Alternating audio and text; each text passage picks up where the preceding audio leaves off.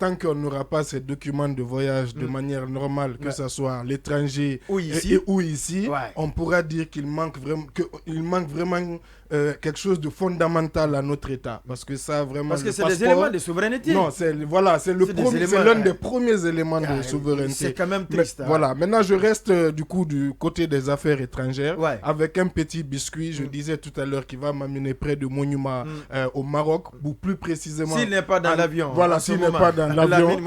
Plus précisément dans l'enclave espagnole, Ceuta et Melilla, qui se trouve au Maroc. Vous savez, qui est l'un des derniers vestiges de la colonisation, ce territoire espagnol qui se trouve là-bas. Et ces derniers temps, il y a eu vraiment un drame. Comme vous savez, là-bas, c'est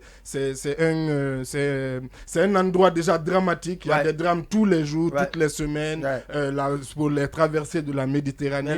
Mais là, dernièrement, les images qui ont fait le tour du monde, où on voyait des corps parmi certains animés, d'autres inanimés, où on voyait des violences vraiment inhumaines, inouïes de forces de sécurité. C'est pas soutenable. Voilà, suite à des images très difficiles à soutenir. Difficiles à soutenir.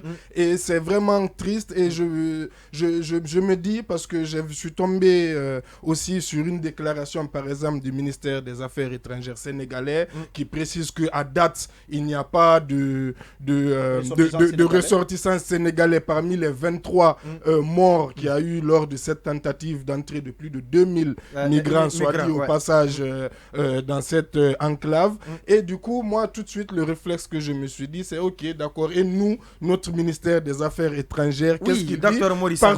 Parce que vous savez, dans tous les classements, on dit en général, les Guinéens font partie des premiers, comment on appelle, des oubliés. Non, c'est-à-dire des premiers migrants, c'est-à-dire des pays où on retrouve le plus de migrants, juste après l'Afghanistan, ou parfois avant l'Afghanistan, entre des pays en guerre. Donc c'est certainement, malheureusement, il y a de nos ressortissants là-bas. Et je termine aussi pour dire qu'il y a quelque chose qui est aussi ressorti de plus en plus, c'est le silence assourdissant des autorités coupables, des autorités africaines en général, qui se foutent lui à la CEDEAO, les institutions et les présidents en exercice, qui se lèvent quand il y a des drames à l'étranger. C'est des images pour ceux qui regardent la télé. C'est vraiment choquant. Qui vont défiler, les gens ligotés, les uns entassés sur les autres. Exactement. C'est inhumain, c'est dégradant, c'est barbare. Et on les entend pas, et c'est les premiers à faire des hashtags Je suis Charlie,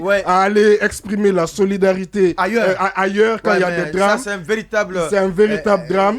Et si ça se passe aussi, c'est que nos États sont en faillite, sont faillibles, parce que pourquoi des milliers, des centaines de Guinéens vont, il y a un report, mais vraiment c'est dramatique. C'est dramatique. Oui, l'écrivain sénégalaise l'avait dit, Fatou John, lorsque c'est, comme je bondis directement sur ce qu'il a dit, c'est-à-dire que lorsque c'est un Français ou bien encore un Allemand qui perd la vie tout de suite, on remet ciel et terre, alors qu'il y a des milliards quand même qui sont investis de ce côté, qui peuvent servir pour le cas de ces Africains qui sont en train d'emprunter la mer. Qu'est-ce que les Occidentaux font aujourd'hui pour mettre fin à cette situation, à ce calvaire des Africains? C'est vrai que parfois on est en train de combattre tous l'immigration clandestine parce que ça n'apporte pas grand-chose au regard même de ce qui s'est passé avec cette ne le font pas de gaieté de cœur. Ils ne le font pas de gaieté de cœur. Oui, c'est pourquoi aussi je rejoins à ce sujet toujours Baïla qui dit que quand même nos autorités doivent communiquer sur la suite. De toutes les façons, même s'il n'y a pas de Guinée, je ne sais pas ou pas, gros point d'interrogation, c'est que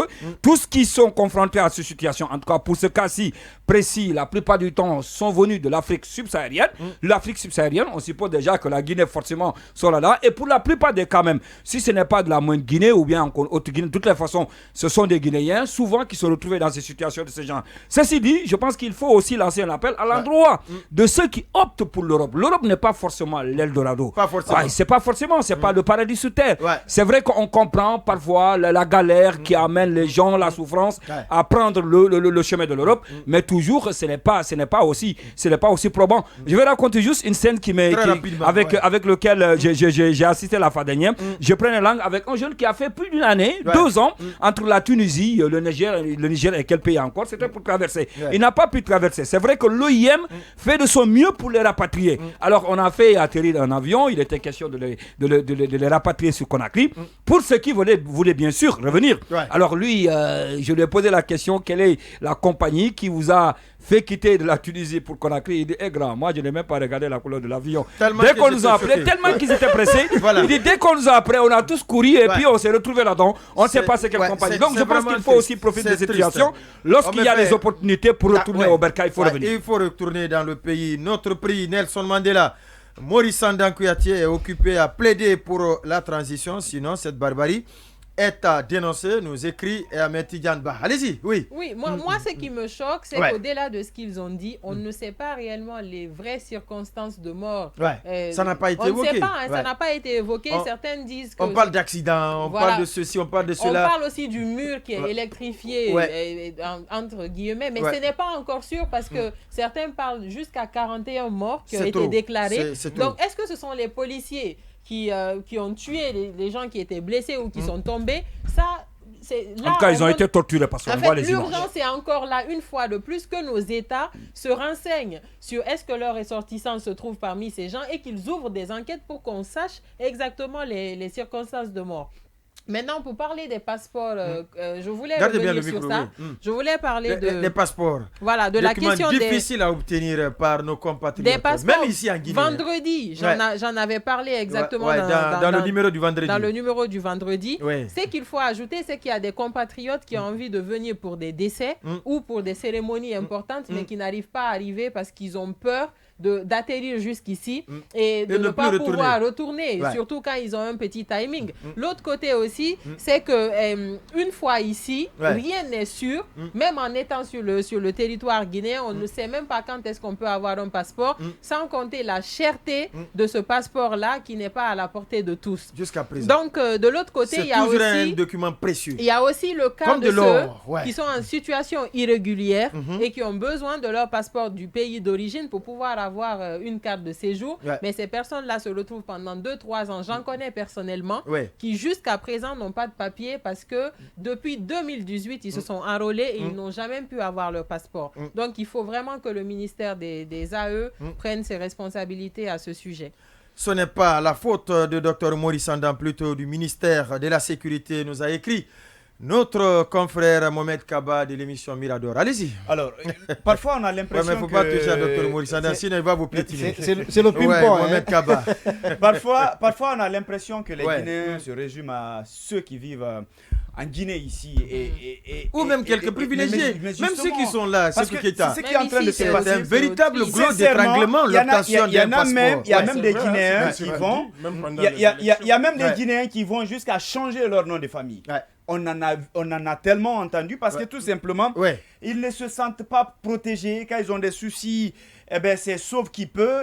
Et quand, même en cas de drame, les autres pays peuvent venir chercher leurs compatriotes. Parfois, une fois en Libye, il a fallu que les Guinéens profitent du vol spécial envoyé par le président Macky Sall. Quand c'est comme ça, le président sénégalais. Vous n'avez vraiment pas...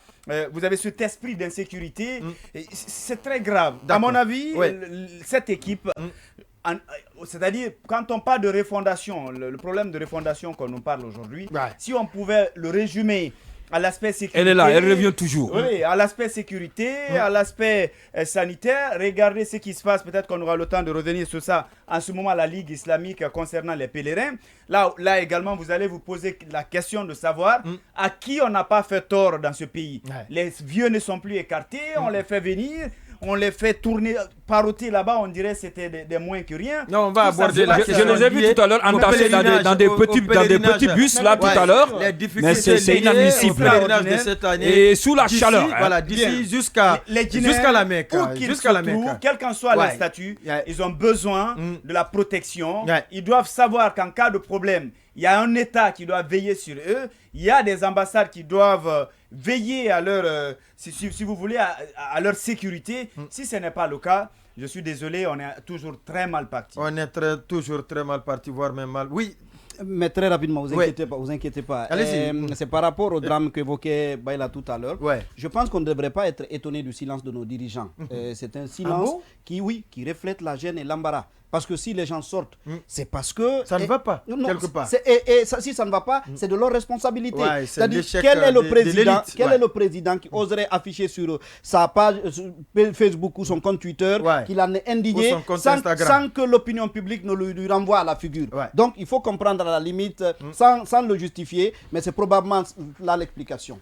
Voilà ce qu'on pouvait dire sur ces différents biscuits. Il n'est pas là, mais son rôle a été valablement joué par non seulement son compagnon de tous les jours, d'ailleurs, celui à côté du qui il s'assoit régulièrement, Boubacar Sanso Bari. Nous allons donc ouvrir le dossier lié au thème central d'aujourd'hui, qui est celui de la rencontre entre le Premier ministre et les acteurs sociopolitiques autour de la mise en place d'un véritable cadre du dialogue, comme lui-même il a dit, le Premier ministre est chef du gouvernement. Plusieurs thématiques donc vont être abordées tout à l'heure, mais on va commencer par le discours